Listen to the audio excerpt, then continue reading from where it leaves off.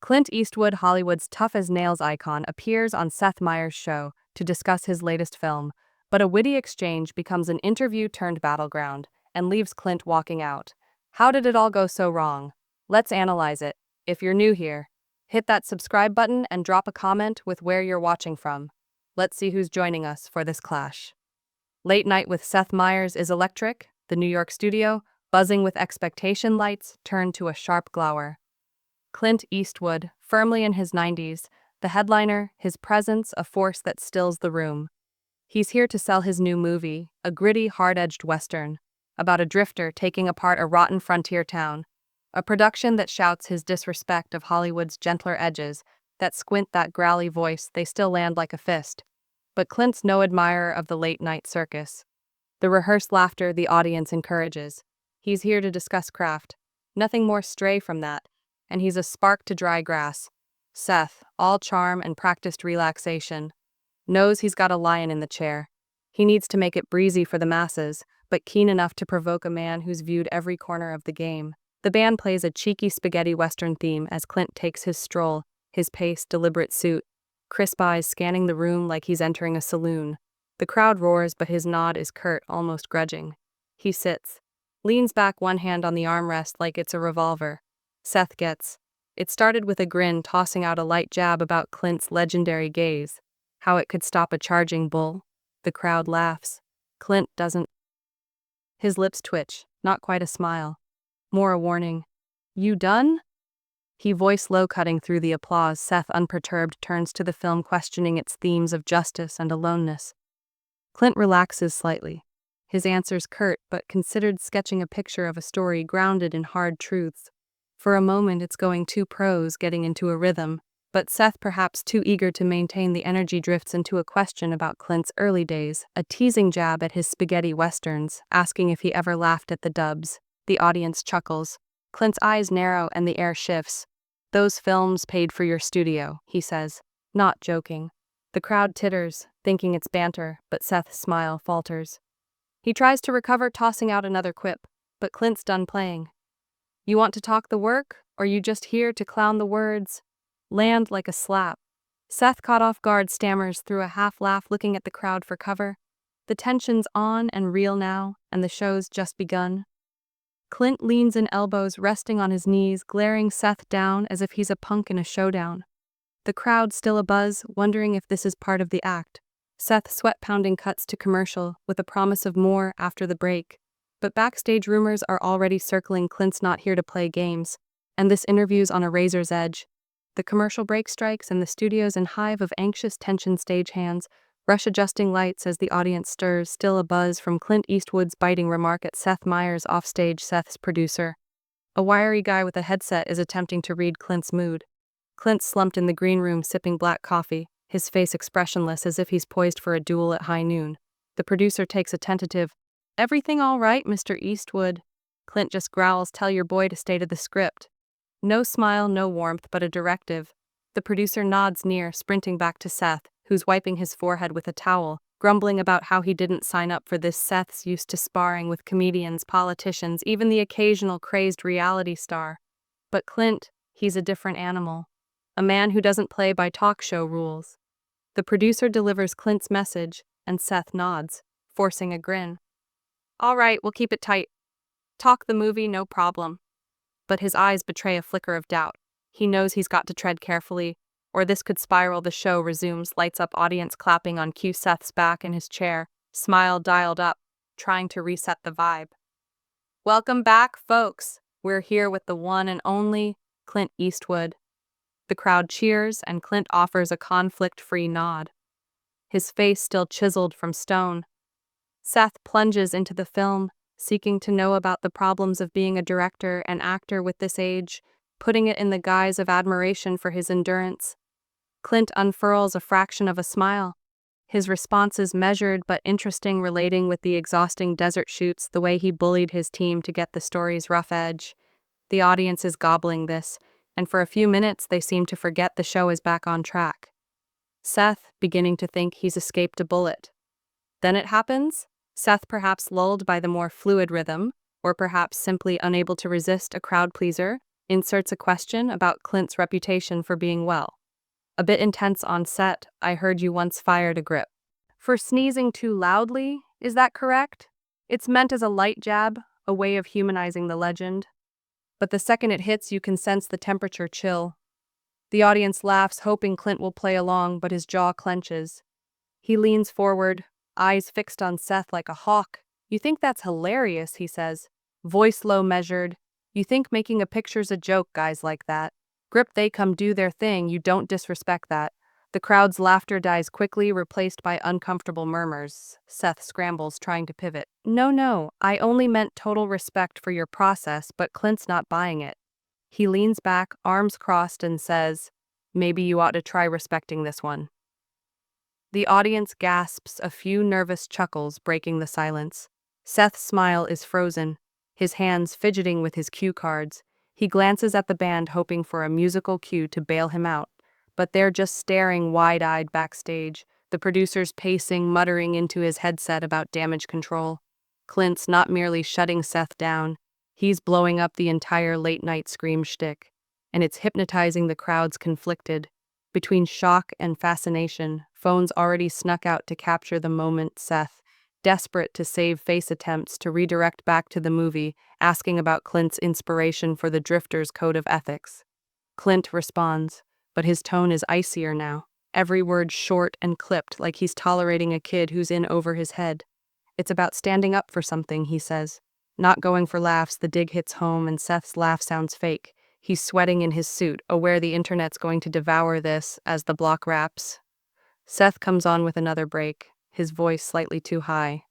Clint doesn't budge, just sits there staring straight ahead, while the audience applauds nervously. The stage manager gestures for the crew to prepare for the next block. But everybody's thinking the same thing. This isn't over, and Clint's fuse is burning shorter by the second.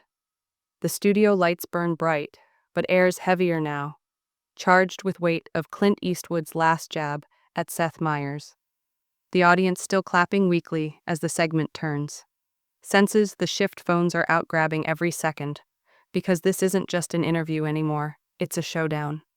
Seth, his tie slightly askew, forces a chuckle, trying to win back the room.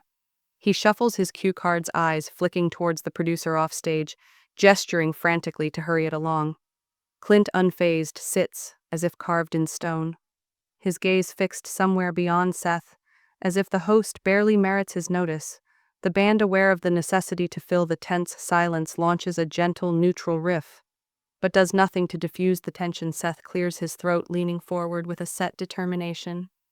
All right, Clint, let's get deeper into your movie. The Drifter, this loner coming at a whole town. What's motivating him? What's his core? It's a good question, one that ought to bring Clint back to more secure terrain. For an instant, it appears to work.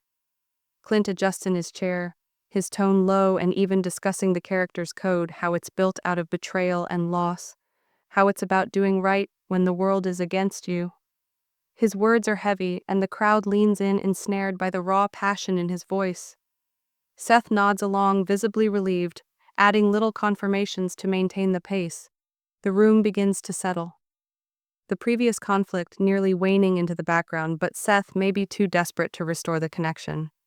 Stumbles again, he interrupts with a smile.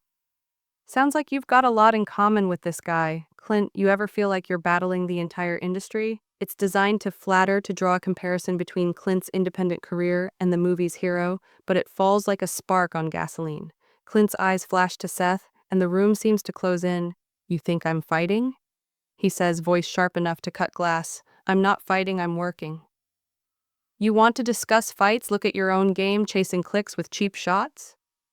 The audience gasps, a few murmurs ripple through Seth's face, flushes, his smile crumbling as he attempts to laugh it off. Hey, no cheap shots here, just trying to keep up with you. But Clint's not playing. He leans forward, elbows on his knees, his presence swallowing the stage. Then ask something worth answering, he says, each word measured, or we're done here. The crowd's buzzing now, some cheering Clint's boldness, others whispering about Seth's fumble. Social media's already illuminating. Clips of the exchange are going viral with hashtags such as Clint Eastwood owns Seth Meyers. Seth, clearly flustered, attempts to shift to a less contentious issue, inquiring about the cinematography of the film. But Clint's responses are curt, barely a sentence, as if he's holding back on his patience. The tension's reversed. Clint in charge and Seth struggling to prevent the program from going off the rails backstage. The producers pacing, cursing about how this is either ratings gold or a PR nightmare. The band leader gives Seth a sympathetic look, but there's no salvaging this moment. Seth, anxious to break the mood, brings up a viral clip of Clint's dog, yapping at a premiere, hoping for a humanizing tale. Clint's reaction is a flat. He's got more sense than most folks here. The crowd laughs, but it's tense, unsure if they're on the joke or the punchline. Seth's losing ground quickly. His natural charm, no match for Clint's relentless ferocity, he attempts one final time to direct things back, questioning the reception of the movie, but Clint interrupts him halfway through. You'd like to know about reception, question the people who go see it, not the folks writing. Hot takes for claps. The crowd erupts some applause, others in shock. Clint's not merely going after Seth, he's shooting at the entire media apparatus, and the crowd is devouring it. Seth's sweat pouring on his brow looks like a man gazing down at a stampede, knowing he's had no option but to confront it head-on. Studio's pulse is one. Now the audience riding the euphoria of Clint Eastwood's verbal punch to Seth Meyers. Every sentence from Clint is a provocation, and the crowds divide, some cheering his temerity, others squirming at the raw unease of watching Seth disintegrate. Phones are up recording as social media seethes with hashtags and clips labeling this the night Clint turned a talk show into a battlefield. Seth's still sitting in his chair, clutching his cue cards like a lifeline, his smile more grimace than charm. He's got years of hosting under his belt, but nothing's prepared him for this. A guest who doesn't just push back, but tears apart the entire playbook. Clint, meanwhile, sits back, one leg crossed his face, a mask of calm disdain, like he's already won whatever game. Seth's trying to play. Seth takes a breath, visibly steeling himself, and attempts to shift to neutral ground. Okay, Clint, let's discuss the fans. You've got people who have followed you for decades. What is it like to know your work means that much to them? It's a soft pitch, an opportunity for Clint to lean into his legacy, perhaps soften the edge for a second. It appears to land. Clint's expression changes, his tone becoming softer. As he discusses letters he's received, accounts from individuals who viewed his movies at moments of crisis in their lives. He cites a veteran who described how a quote from one of his westerns helped him make it through dark nights. The audience is cocooned, and Seth nods, feeling a lifeline. This is the Clint they've come to see, gruff, but human. A storyteller who's experienced every inch of his art, but the relief is temporary. Seth may be too quick to capitalize on the moment, chimes in. That's incredible. I bet you've got fans here tonight. Any advice for aspiring filmmakers in the crowd? It's innocent enough.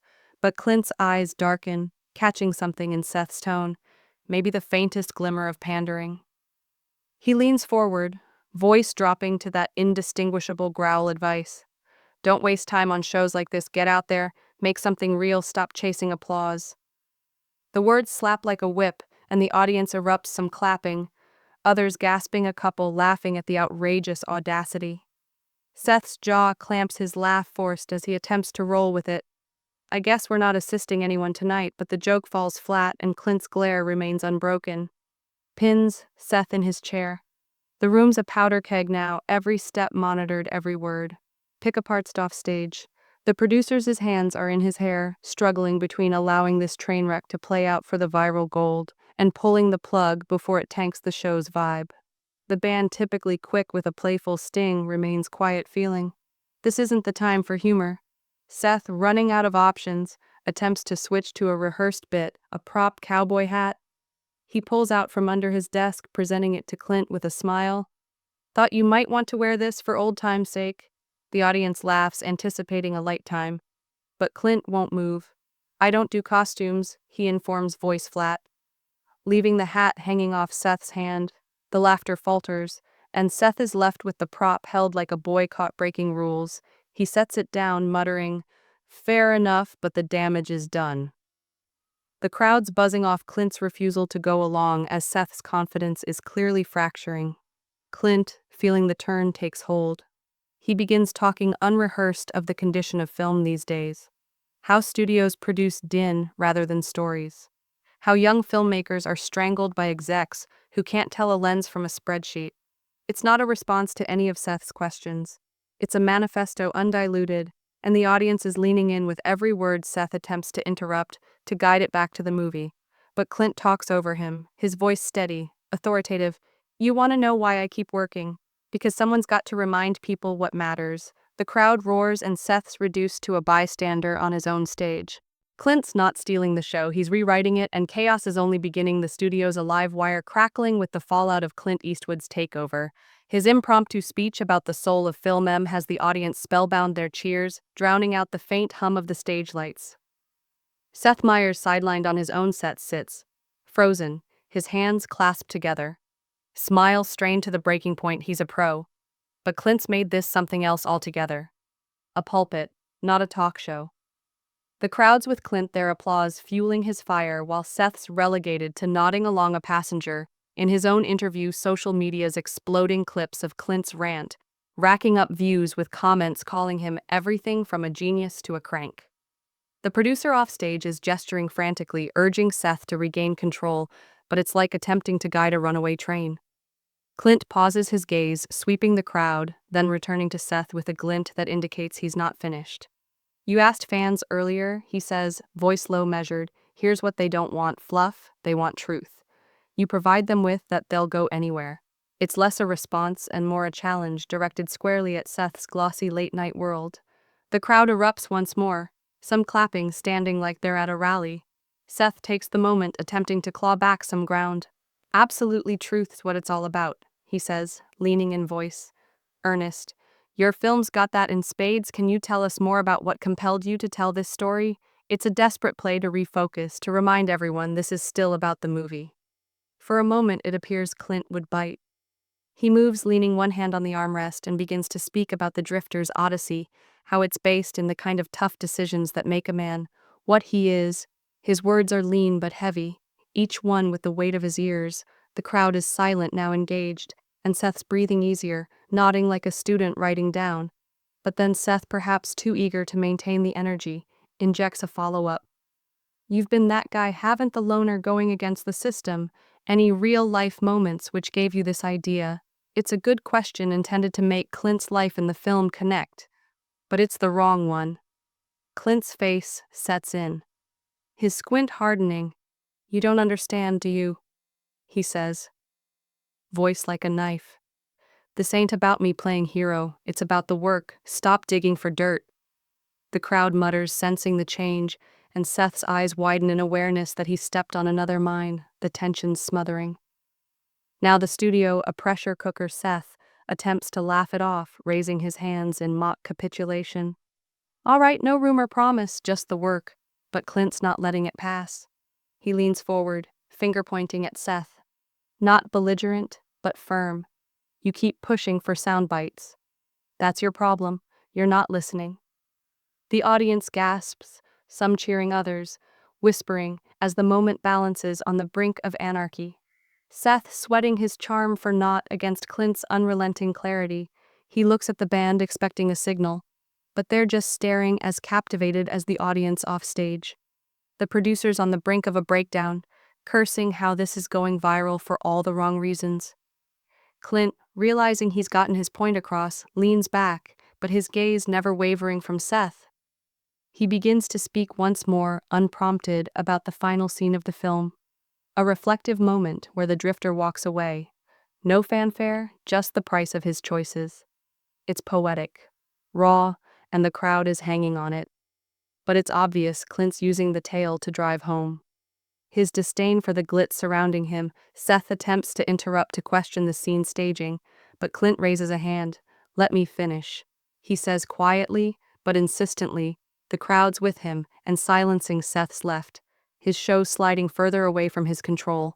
The energy's electric, volatile, and everyone knows Clint's not only discussing the film anymore, he's exposing the chasm between his universe and Seth's, and it's going to drive things beyond the point of no return. The studio's a furnace. Now every eye fixed on Clint Eastwood as he dominates Seth Meyers' stage. His comments regarding the drifter's last scene hang heavy with significance. A quiet indictment of superficial spectacle surrounding him. The crowd is entranced. their previous applause substituted with whispered awe, feeling as though they're seeing something real. Off script, Seth leaning forward in his chair is a shadow of his regular self. His cue cards abandoned his face, a combination of amazement and defeat. Clint's not only stealing the show, he's laid bare, it appears, and the crowds are lapping it up. Social media is on fire with pieces of Clint's shutdowns, trending globally, fans and critics, both analyzing every word off stage. The producers ceased pacing, resigned to this being either a career-defining moment or a disaster. Clint reclines his point made, but the air still electric. Like the calm before a storm breaks, Seth desperate.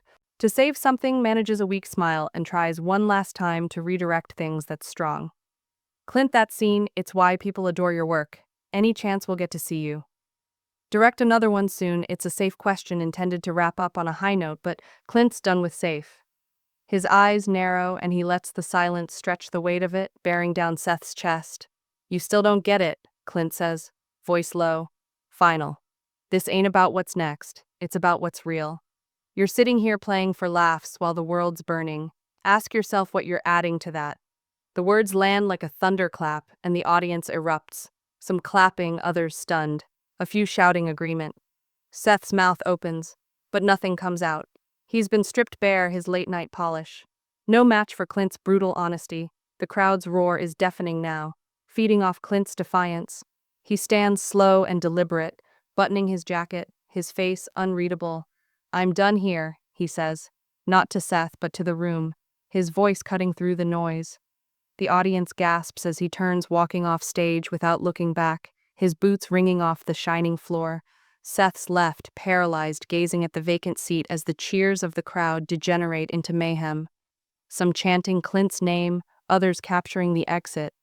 The band, taken aback, stumbles into a clumsy Westerns motif, but it's overwhelmed by the commotion, the producers yelling into his headset, attempting to determine how to spin this, while stagehands linger, not knowing whether to pursue Clint or let him escape backstage.